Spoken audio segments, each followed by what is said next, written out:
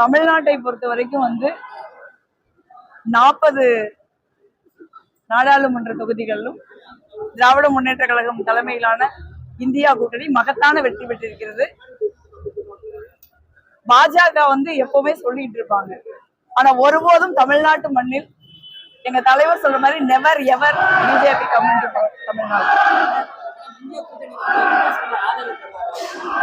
India கூட்டணியை பொறுத்த வரைக்கும் இந்த தேர்தல்ல இந்தியா கூட்டணிக்கு தான் மக்கள் வாக்களிச்சிருக்காங்க.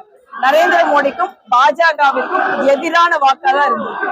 ஒரு உண்மையான ஜனநாயகத்துல ஒரு ஆளுங்கட்சியா இருக்கிற ஒரு கட்சி பிரதமரே 4 ரவுண்டு ஒரு தோல்வி அடையக்கூடிய ஒரு சூழல் இருக்கிற நிலையில அவங்க ஆட்சி அமைக்க உரிமை கோரக்கூடாது, அதுதான் நியாயம்.